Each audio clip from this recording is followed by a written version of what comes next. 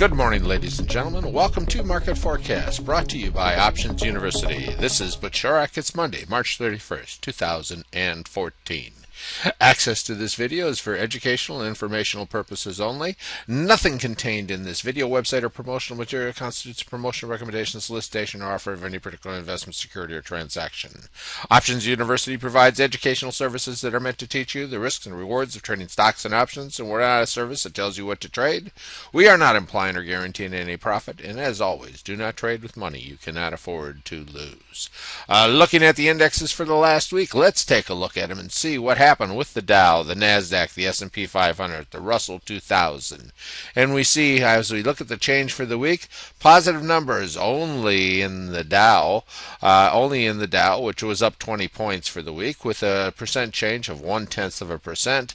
NASDAQ leading the market down, minus 2.8%, S&P 500 down about 0.5%, and the Russell 2000 down 3.5%. Notice that we have just ended the best 6 months of the market, that is October through March, and now we come into the other 6 months. So at some point along the way, we're going to expect some kind of a pullback, and let's talk about where that pullback is going to go as we look at some of our other charts. Year to date, the Dow down 1.5%, the NASDAQ down 0.5%, S&P up 0.5%, and the only one that is in positive numbers is the S&P 500, and the Russell 2000 down 1% for the year. With that in mind, let's take a look and see what kind of economic announcements we have coming in the next week as we break into the month of April, today being the last day of the month. This morning at 9:45, we got Chicago PMI coming out at 9:45, and the Dallas Fed coming out with their survey at 10:30 on Monday. On Tuesday, April Fool's Day, we have PMI Manufacturing Index coming out, ISM Manufacturing Index coming out, and construction spending coming out all around that 10 o'clock hour. Then as we look at Wednesday, we got ADP employment report. We got factory orders coming out at 10 a.m. Not much moving on that particular day, although the employment report tells us about the previous month of March, giving us some indication of what we can expect the employment situation to be as that comes out on Friday. Looking at Thursday, we have every Thursday morning our weekly jobless claims coming out, which have been holding very steady. PMI services index coming out at 9:45, which probably won't do much for the market. And then finally on Friday, April 4th, looking at the last month, the month of March, we see the employment situation coming out at 8:30, giving us what those all important employment numbers are as we strive for a full functioning economy. Let's take a look at the SPX and see exactly what our trend is as we look at the SPX. Looking at different time frames, we see that as we look at this, we still see the 30 above the 50 above the 200-day moving average, giving us for the long haul a upward trending market, a bull market taking place. Looking at the last month, we see that we are in a bit of a sideways trend as we seem to be working this area between the black lines. That's about 1835 up to about 1880, 1885. So where can we expect the market to go from this point? Well, as we can see, until we break out of this zone, this is the zone that we're in, and we're either going to break above or we're going to break below. Normally it takes some kind of news to make that break take place in one way or the other. And so we are in a bullish market, and the trend is the trend until it ends. And so far we are still in an uptrend with a shorter term sideways trend taking place as we're consolidating. One of the cycles that takes place at this time of the year between now and June is we have some kind of a pullback to set up for the summer months. And we see that 200-day moving average ominously sitting down around that level, and we also have this other trend line, a strong trend line that's come through many times for us, right there around 1780. So don't be a bit surprised in the next 2 months we see us pull back, which should provide for us another buying opportunity, as the only thing that you need to remember is that you don't fight the Fed.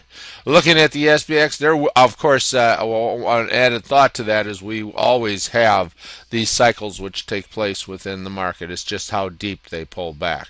Let's look at a closer look at the SPX for the week, and we see that as we look at it, we're looking at a 1 month chart, looking at these last 5 days, we see that we basically ended up in about the same place for our close on Friday where we started, as there's consolidation going on, hanging around that 30-day moving average, acting as support. And we'll see what happens as we come into the month of April.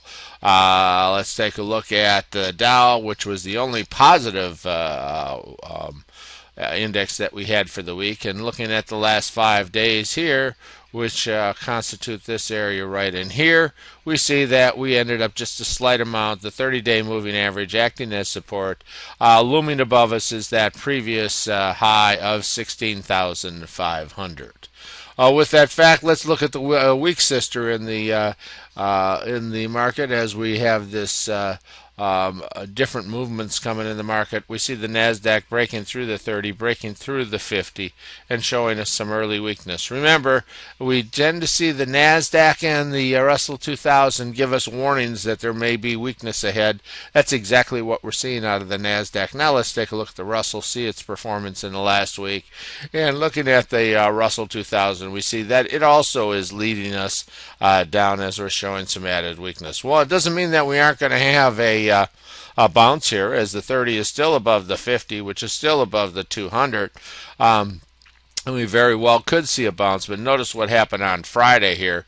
We did have a higher high and a higher low, but boy, it sure had trouble holding it through the weekend, as we saw us closing at the very near the very bottom of that long candlestick.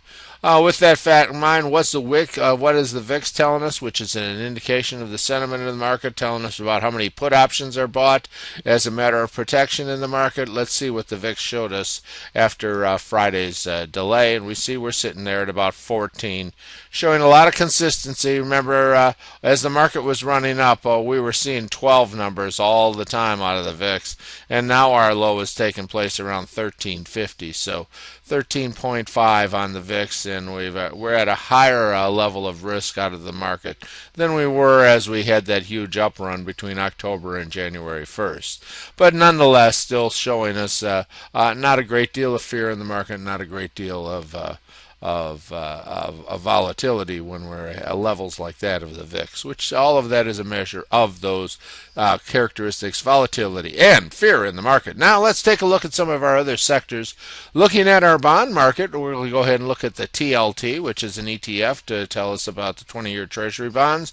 We see that we had a bit of a jump up there during this week, as we're beginning to show the 30 above the 50, 200 kind of sitting in between, but not showing any great strength out of the bonds. But we did have a bit of a breakout.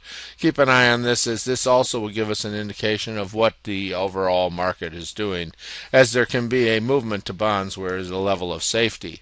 Looking at gold, that other level of safety, we see that this just been selling off, and we're approaching that big support level down here at about 120. Don't be a bit surprised to see that level hit as we're watching gold descend to previous support. All right, what kind of volume did we have during the last week? If we look at the spider, it gives us some kind of an indication. We saw as we consolidated, we just had about the same level of volume each and every day. We did have a little bit of volume as we got that turnaround candlestick there with the SPY. So we'll see exactly where this keeps heading as time moves on. What kind of expectations we have, we'll cover that in the gold newsletter. But notice we are, again, at this consolidation level where we've got this trading range that we've been trading in. And until it breaks out of that, that is our shorter term range within our uptrending market. Now let's take a look next at the financials. XLF, our financials for what our banks and institutions are doing, and we see it came down, hit the 30-day moving average, gave it its bounce. Very much a mimic of the SPX, which is typically what we see out of the financials. Looking at oil, we see that oil has been gaining a little bit after it went down and found some support at about that 35 level, now up to 36.62 as it closed and is rising, headed toward that previous high of 37.50 in this 90-day chart. Now let's take a look at another sector and take a look at our stocks to watch. For those of you that are gold members, stick around and we'll go take a look, see what effect we had as we had a consolidation week in the overall market. What effect did it have on our stocks to watch and some of our momentum stocks? So it was an interesting week in the market, and if you'd like to see more free videos from Options University, go to www.optionsuniversity.com, free gold. And with that thought, thank you so much for attending a market forecast brought to you by Options University. This is Butch Shorak.